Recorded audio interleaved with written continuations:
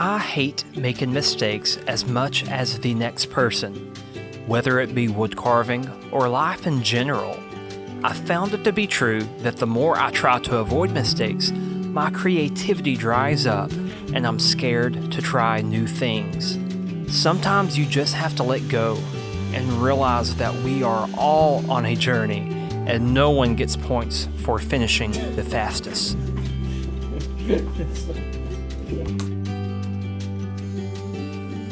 One of the most common problems that power carvers have is what you call burr hop, burr jump, or burr run. And this happens when you hit a strong grain of wood, or if you're going along and your hand kind of slips and all of a sudden your burr just grabs into the wood and it just runs across your piece and it destroys everything in its path. And this has happened to me more times than I would like to admit. I'm going to show you how to recover from this and give you some tricks of the trade, if you will. So we are going to take a look at how to deal with this. I wanted to show this as a complete project start to finish. So I grabbed a piece of basswood and began making my lines with a pencil.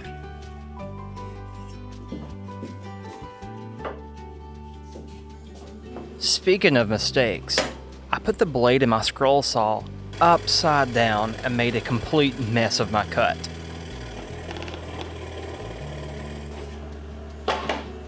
After a quick adjustment, I was back in business. My nephew showed up while I was filming, so I took a picture for my social media. I hardly get to see him, so it's always nice when he stops in for a visit. I finally finished cutting the 2 lines with my scroll saw, which took me longer than it should have.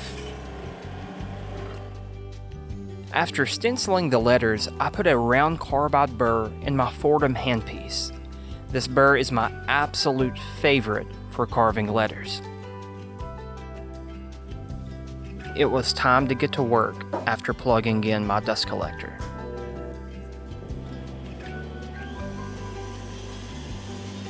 This carving burr made a quick work of the wood, and I was able to complete it pretty fast. All I'm doing is following the lines. It's like the adult version of Trace the Letters, but you're doing it with a power tool.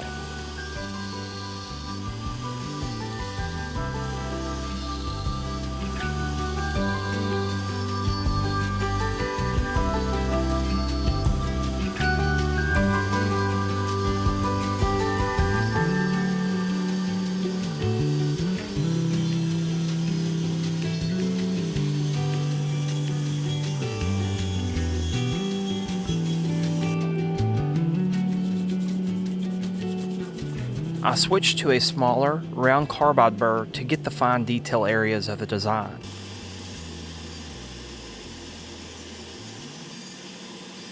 As with any carving, you want to make sure that you are maintaining consistent depth. After a few times of doing this, you will get the hang of it. We have these letters pretty much carved out. Now the next step I would do is take this round carbide burr, go along the edges and just shape everything up and make everything just look nice and even. But the problem is, let's say for instance, I'm here shaping up the letter and I have a burr run and it goes up here. And let me demonstrate this.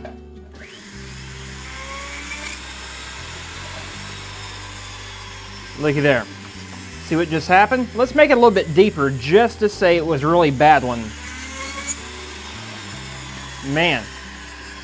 Okay, this looks terrible. How in the world do we recover from a cut like this? I've had this happen to $400 and $500 art pieces that I was making. Well, I'm going to show you what I do. We have 2 options really. Number 1 would be stainable wood filler, which I do not recommend because a lot of people says that it's not really stainable. It's just splotchy and sticks out. I've tried it before. I do not like it. So we are going to go with option number 2, which is remove more wood or stock. Yes, we are removing the surface level of where the cut is, and we're going to make it smooth. Now I want you to listen to what I'm about to tell you, and I'm fixing to show you this. You may say to yourself, Matt, why are we removing more? That's going to look terrible. No, the name of the game is covering up mistakes with other mistakes. I heard that and it stuck with me. So what we're gonna do, we're just gonna go through here, take more off. Now when we do this, it's going to give the illusion that everything is flat. And by the time we get through with it, it's gonna be super smooth, and a lot of people won't notice because it's gonna be blended in so well. Let me show you how to do this. We're lightly gonna take the round carbide burr and go in the opposite direction and smooth out this valley that was made. So we're just gonna go this way and barely smooth it out, then we're gonna switch bits.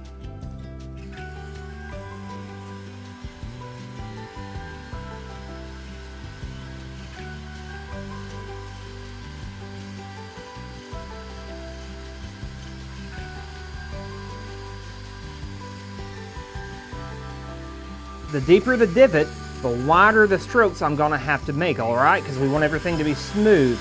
So make wide strokes depending on how deep we cut. Now we are going to sand the heck out of this, but before we do, I am going to use my inverted cone burr from Duragrit. I'm gonna turn it on its side, and I'm gonna just go through here and smooth everything out.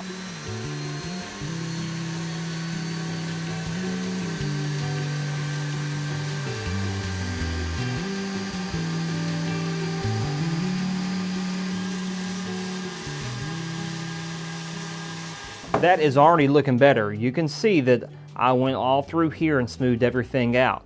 Now we're gonna go over this with a piece of sandpaper, then hit the edges again to clean everything up.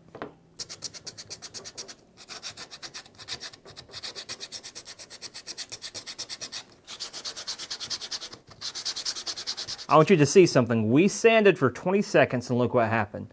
We just have two small divots now. And we can probably remove that with a sandpaper at this point, but you can't even tell a run was there.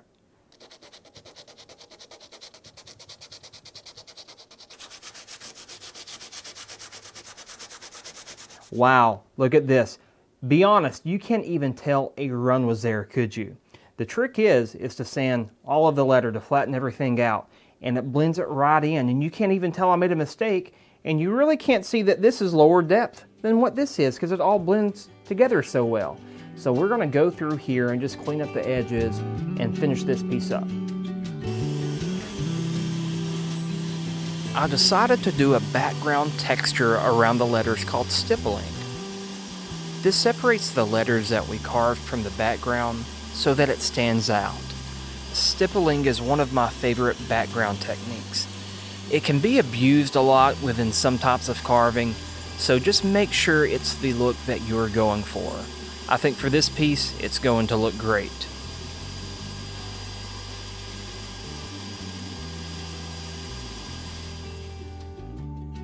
This turned out pretty nice. And you know what? When you look close, you can't even tell that I made a mistake and made a huge gouge where the P is at. In actuality, the P is lower than the other letters, and you can't even tell. I remember being at an art show once and pointing at my flaws, and people's like, I don't see what you're seeing, Matt. And it's just like, whoa. So you just learn to cover things up and just roll with the punches. We're all in this together. We're all learning and getting better at it, right? So I hope you enjoyed this video, and if you got a lot from it, be sure to hit like and subscribe, and go join me over at howtowoodcarve.com. I'm putting out some free content over there, and you will be notified for all the premium content that I have coming out. So I enjoyed this time with you guys today. I'll see you soon.